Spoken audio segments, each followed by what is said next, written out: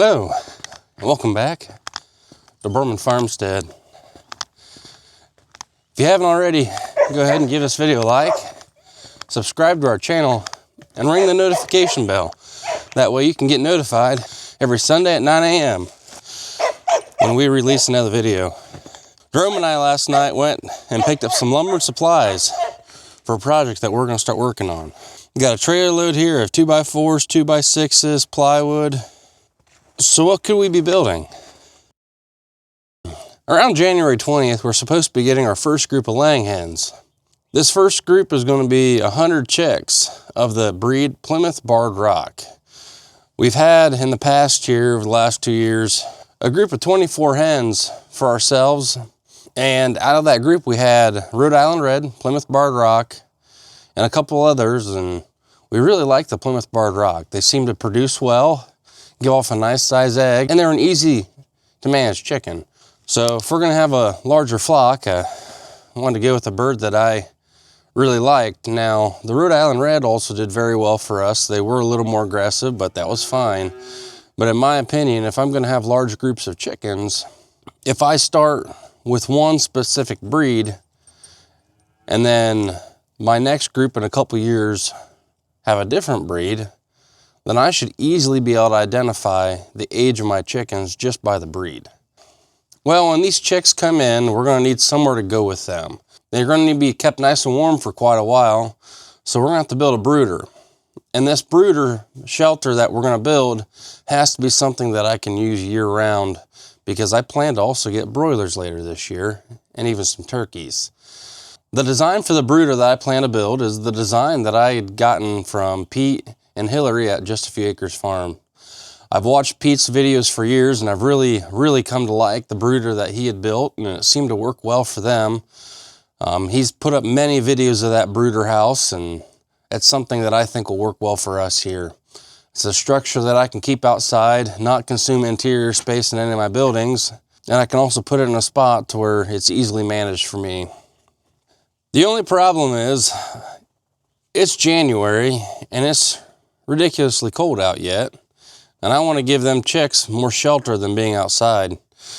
So I figured I'd move this grinder out of the way. I've got this empty spot right now in my barn, in between this set of posts and that rake over there, that I believe that I could build at least the base of that brooder house, the platform, wood sides, and keep it inside here. And then later this spring, bring it outside, put the end walls up and the canvas top on it, and leave it outside after that.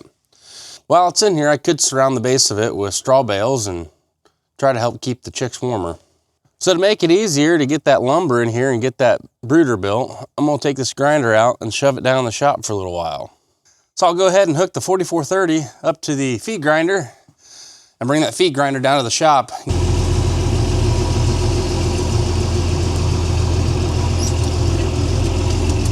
This guy's going crazy again because one of the tractors are out. In an effort to not hit the cab of the tractor in that glass again, I've raised the unload auger up high enough to where it'll clear the cab. Got the grinder snuck in, unhooked, and the 4430 just inside the door. Well, that'll work for now. I've got the grinder out of the way. I've got room to bring that lumber in here and a small area to assemble some things. But I've got enough stuff here against the back wall that I'd like to at least move so I get this whole area cleaned out. Our potato plow out of the way. Move these logs out of the way. So there, besides moving a skid out of the way, should have a nice big enough area for this. So our brooder house is going to be a fairly substantial structure. It's going to be 10 feet wide and between 12 and 16 feet long to hold enough birds in it.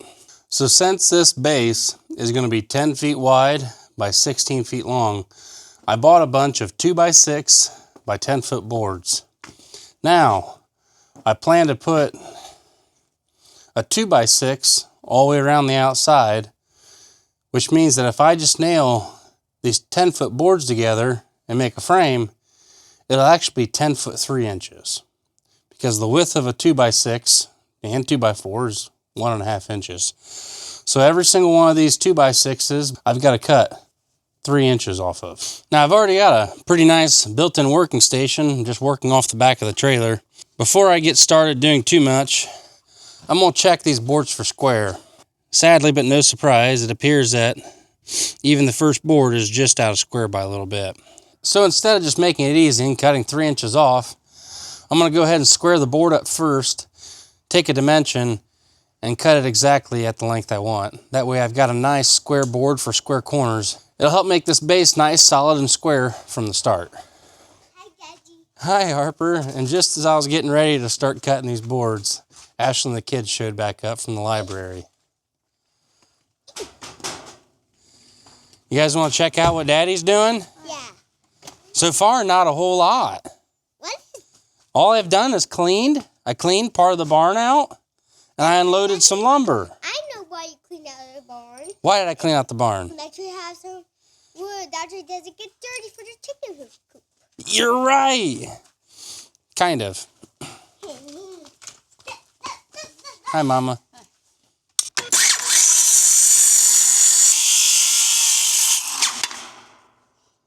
All right, we're back. Brought the kids up already. They're getting cold. I don't blame them. 20 degrees out's pretty cold.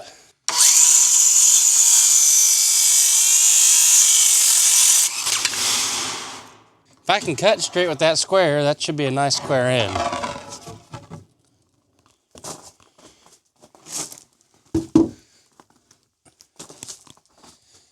So now we've got all the floor joist boards in.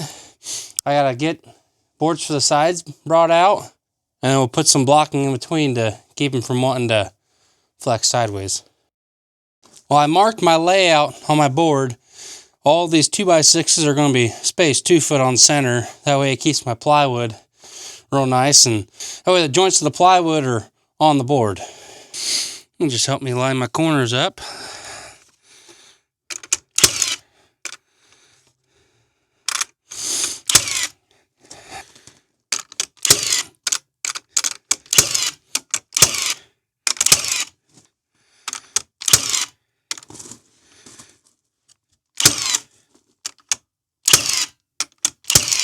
Now you may have noticed, making this platform, that this end board isn't ending on a floor joist.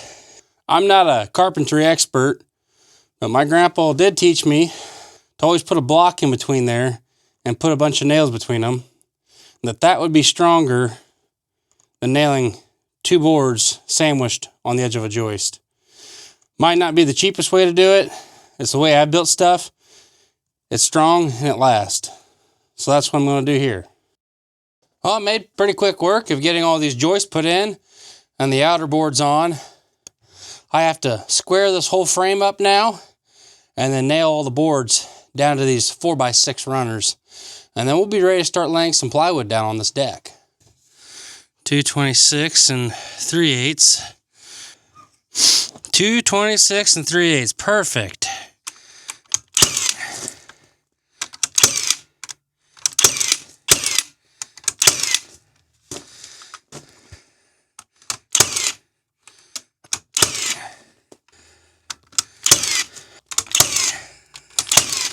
So I'm going back through and I'm putting some 2x6 blocking in the middle of the base to prevent all these joists from wanting to flex one way or the other. Also, I'm making sure that's right on the edge of the plywood. That way when I put my plywood sheets down, the edges are kept by this board and I don't hopefully get any sagging.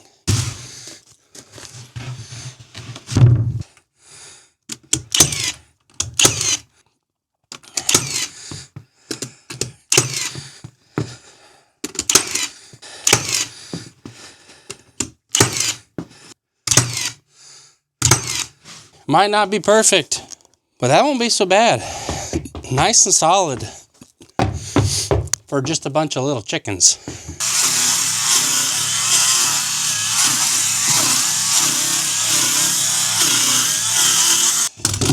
All right, let's get yours roughly lined up. I'm good here. Happy? Still happy?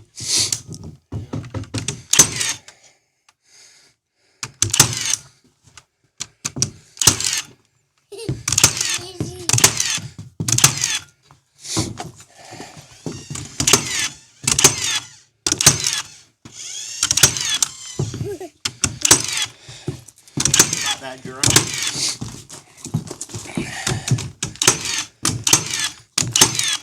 So we cut 2 sheets of 3/4 inch plywood in half to get them down to 2 foot by 8 foot sheets. We made little knee walls. We're going to stand them up and they're going to become the outside walls of this chicken brooder.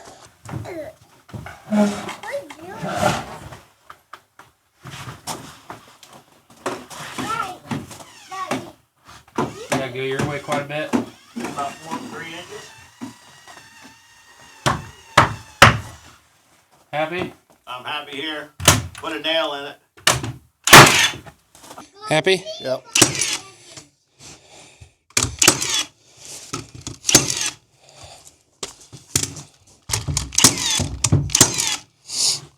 Nail the hell out of it. Oops, blew the side out. Daddy and Papa, we're building this chicken brooder. That way when our chickens come in here soon, they got somewhere to live. Yeah, well, we don't want them to fly out either, but they'll be little baby chickens. Yeah. Yeah, little baby chickens.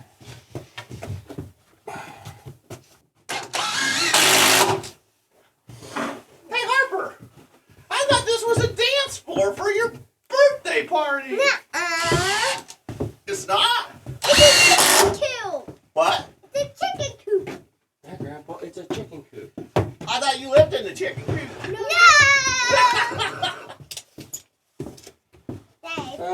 22 3/4. 22 3/4? Yes. There, was it Dakota? 22 3/4. Maybe you got to go get lumber? We will be keeping on. And you guys got this thing off the ground? Yeah, it's been off the ground since I built it. Oh, Yeah. What's up, peanut butter? What is it, Daddy? Oh, don't do that. Cow! Is that a cow? Yes.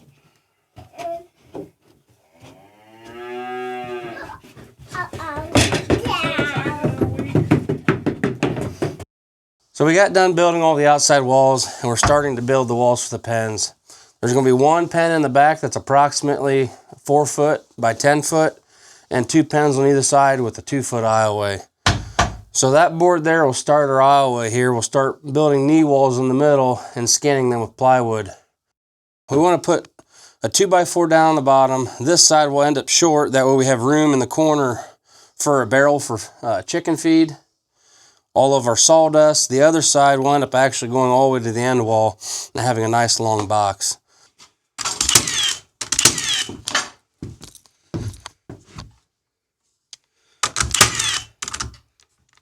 Oh, out of nails. Need more nails.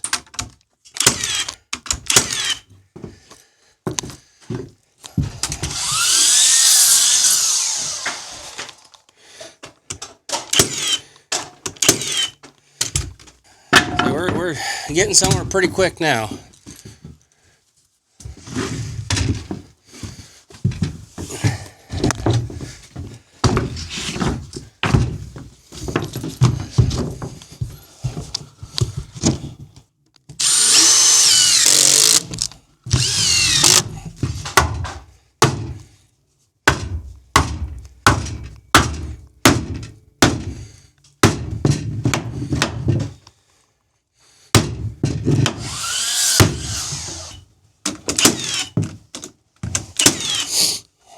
Where are we near the 20?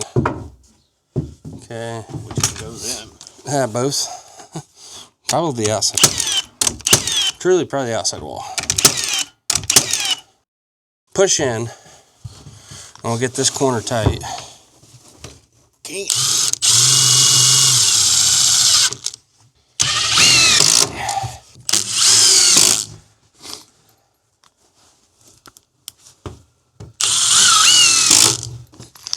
This thing is coming together about as good as I hoped it would. So now stout box for chickens.